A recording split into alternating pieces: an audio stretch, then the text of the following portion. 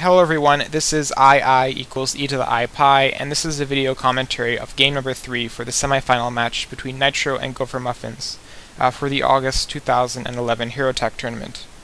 So spoiler, Gopher Muffins is up 2-0 in a best of 5 series against Team Nitro, so Team Nitro needs to win the next 3 games in order to move on to the finals. And for some bizarre reason, this game is a 3v3, because I believe that one of the players from Team Nitro, their computer died, so Gopher Muffins has agreed to do a 3v3 on the lava map. So this should be a fairly interesting game. I'm not really sure if the strategy that Gopher Muffins has used in the past 3 games will be as strong on this map. So it should be fairly interesting. And unfortunately we had to restart this game twice due to various technical difficulties. And unfortunately for Team Nitro, one of their players is Ricey, who was a Thor hero in the past 2 games, so that's a bit unfortunate for them. If he's in the past 2 games. And as you can see, this game is on the lava map, and for some bizarre reason we have a computer player. I believe we'll kick the computer player soon, because, it's probably just a bug. So as you can see, this game is on the lava map. The special terrain feature of this map is called lava, and you can walk on lava, but when you do, it damages you, so in general you want to avoid lava unless unless absolutely necessary that you have to go on it. We have various critter spawn locations such as here, here, here, and here. And we have 2 Zelnaga watchtowers here and here. And actually these Zelnaga watchtowers are fairly difficult to get to due to the lava. So starting the game we see that Team Gopher Muffins has chosen to go Protoss. So they've switched their races. And Team Nitro has chosen to go Zerg. And we'll kick the AI soon. So Team Gopher Muffins has gone Phoenix, Colossus, and Archon hero, and for some bizarre reason Team Nitro has sent all 3 of their heroes into one lane. I'm not really sure what the purpose of this is. Generally, it's a better idea to have 1 hero in each lane so you get more experience, but I think they're committed to cutting their experience by 3, so who's to question their wisdom? So you see that Team Nitro has gone the Corruptor hero, the Infestor hero, and the Lurker hero. They might be trying to kick the player, so that might be confusing them, but they should probably split up, otherwise they're gonna they're just going to lose due to lack of experience. So on the left lane we see the Phoenix hero, on the right lane we see the Colossus, in this lane we see the Archon, and in this lane we see all of Team Nitro, because that's how they play. So not that much is happening right now.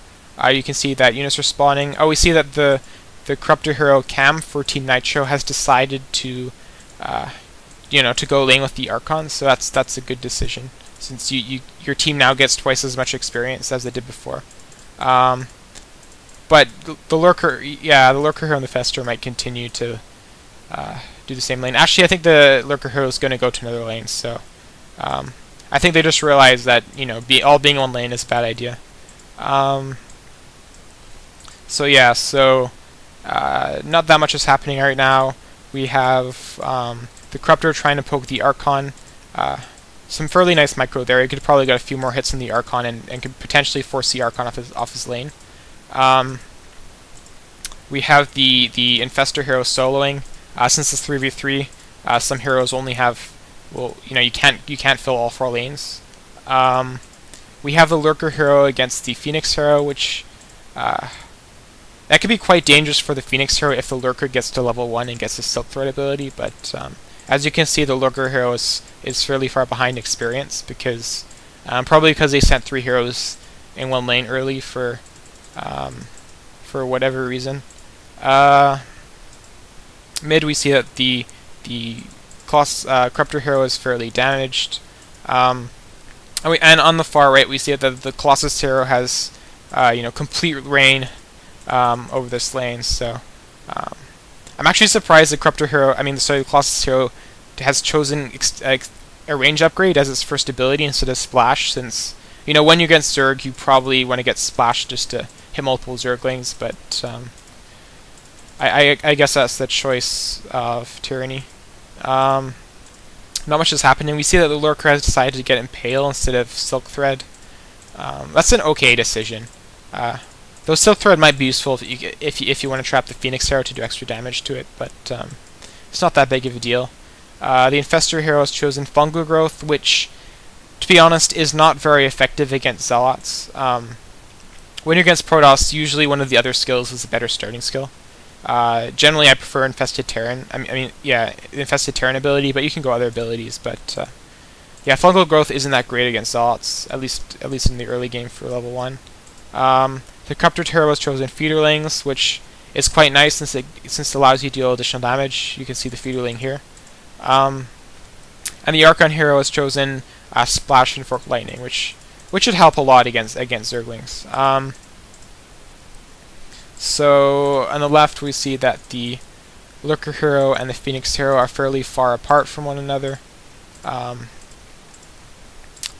would like to see the Phoenix Hero try to, kite the Lurker Hero, try to do additional damage, but it appears that the Huantus is being a bit scared. Yeah, we see Ricey asking, "Do you guys play a lot?" Well, they're sort of in the semifinals, so yeah, I think that's telling of the skill level of some of the players in this game. So not that much is happening right now. To be honest, 3v3s aren't that exciting as, say, a 4v4, since not as much goes on, and a lot of times, especially if you're on certain maps, you have like no one in a certain lane. So yeah, we have the players just saying, read stats to see how often I play.